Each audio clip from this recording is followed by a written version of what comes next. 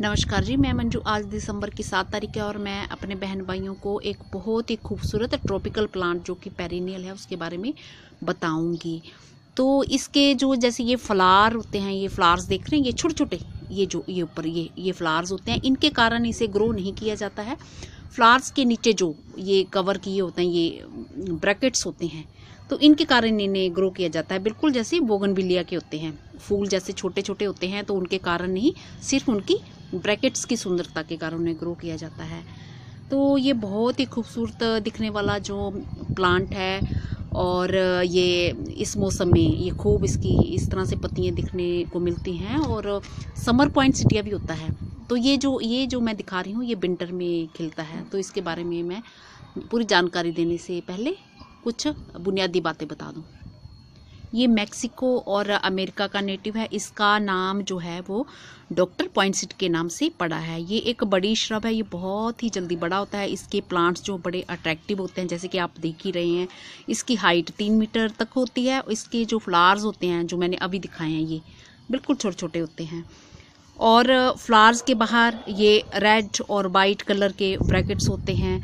जहाँ एक और वैरायटी होती है जिसमें कि क्रीम और पिंक 2 कलर के ब्रैकेट्स होते हैं, और इसकी डार्क ग्रीन लीव्स होती हैं। और ये दूसरी वैरायटी ये जो है, ये देखने में बहुत ही खूबसूरत लगती है। ये दिसंबर और जनवरी के जो महीने में खिलती है। इसमें ब्लड रेड ब्रैकेट्स आते हैं, जैसे कि आप देख ही रहे हैं, इसलिए इसे फ्लेमिंग स्फीयर के नाम से भी जाना जाता है। तो और भी इसकी कई सारी वेराइटीज़ हैं। मैंने जैसे समर पॉइंटसिटिया के बारे में भी मैंने गर्मियों में वो वीडियो बनाया था, तो वो भी बहुत ही अच्छे समर में, भरपूर गर्मियाँ जब मई जून होती है, हाई टेम्परेचर जाता है, उसमें वो बहुत अच्छे से खिलते हैं। बट ये जो वाले हैं, ये विंटर में ये बहुत अच्छे लगते हैं। तो इसकी प्रोपगेशन कैसे की जाती है? इसे कटिंग से प्रोपगेट किया जाता है। फ्लावरिंग के बाद जो है श्रब को काट दिया जाता है, और कुछ हिस्सा जो नीचे का स्टेम का रखा जाता है। और इसे धूप कैसे चाहिए? इसे बेल लिट जो है जगह पसंद है, जहाँ पे अच्छी रोशनी वाली जगह जो वो इसे पसंद है। तो इसे धूप में रखना चाहिए, बट डायरेक्ट सनलाइट, तेज धूप है उसमें नहीं रखना, आप इनडायरेक्ट सनलाइट में इसे रख सकते हैं। मैंने जैसे 2-3 दिन इसे नीचे पोर्च में रखा, तो ये बहुत ही खूबसूरत ऐसे ही बना रहा जैसे मैं नर्सरी से मेरे हस्बैंड इसको लाए थे। और जब मैंने इसे 3-4 घंटे की डायरेक्ट सनलाइट में इसे मैंने छत पे रखा, और उस दिन तेज़ धूप आ रही थी, 3-4 दिन तेज़ धूप, तो इसकी मैंने जो पत्तियाँ देखी हैं तो वो बर्न होना शुरू हो गई। मैं ये देखो, ये साइड से देखा, इस तरह से ये इसके ब्रैकेट्स जो हैं ये बर्न होना शुरू हो गए। तो इसलिए आपने इसे डायरेक्ट सनलाइट में नहीं रखना है, और धूप अगर दिखानी है तो सुबह की 1-2 घंटे की बस धूप इसे काफ़ी है।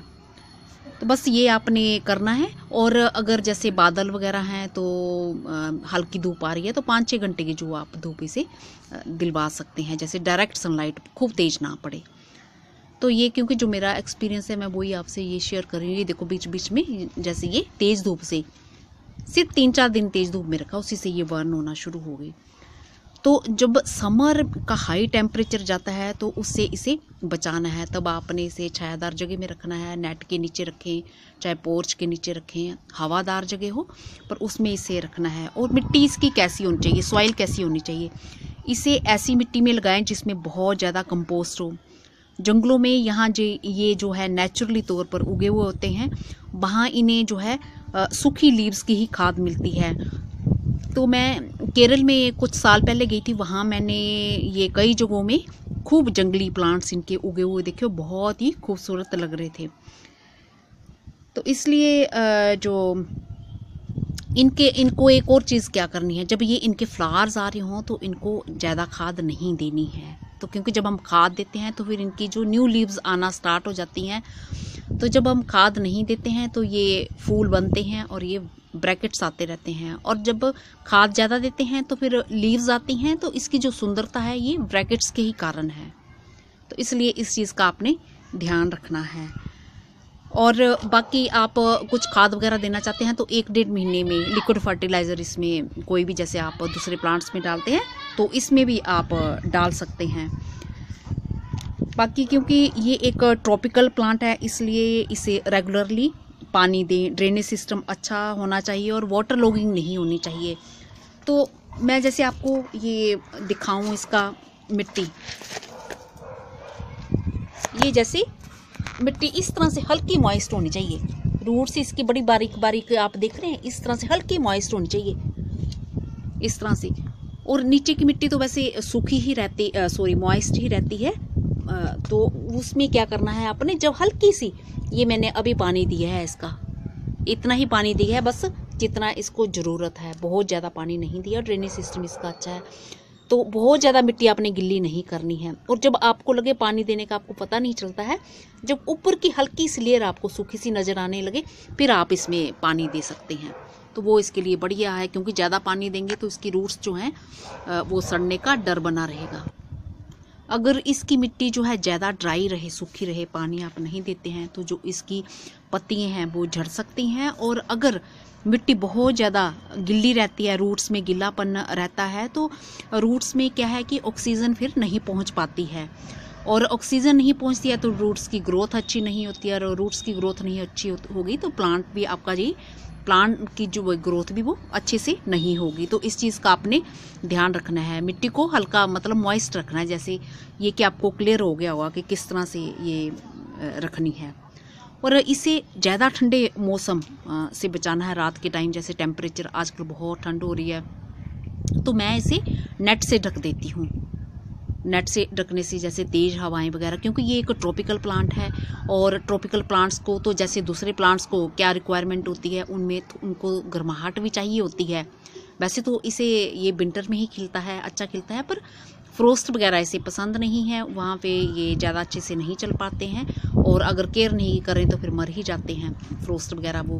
तो इसलिए इसे रात के टाइम मैंने इसे नेट से कवर करके रखा है, और अभी जैसे मैं इसे कोने में साइड में रख दूँगी जहाँ पे ज़्यादा सीधी हवा ना पड़े, थोड़ी दीवार के पास रखूँगी। तो इस तरह से आपने इसे रखना है।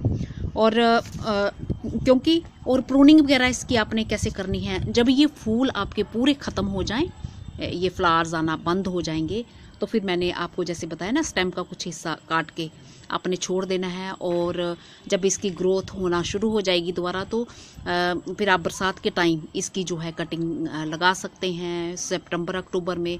अब अक्टूबर महीने से फिर आप इसे बाहर जो है खुले में रख सकते हैं, क्योंकि मौसम ठीक हो जाता है और मौसम में जो है चेंज आना स्टार्ट हो जाता है। तो होप करती हूँ कि जिन मेरे बहन भाइयों ने फरमाइश की थी इसकी केयर के बारे में, तो उनको सब समझ में लग गया होगा। और ये देखिए, ये पत्तियाँ भी मैंने इसके साथ ही लगी रहने दी हैं। ये मैंने जो 3-4 दिन इसको तेज़ धूप में मैंने 4-5 घंटे रखा, तो ऐसे इस तरह से ये इसके जो ब्रैकेट्स हैं ये बर्न होने लगे, ये फ़र्क पड़ता है।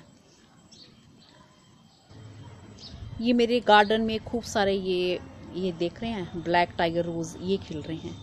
ये देखिए कितने प्यारे लग रहे हैं, और ये खिल रहे हैं, बहुत ही सुंदर लग रहे हैं।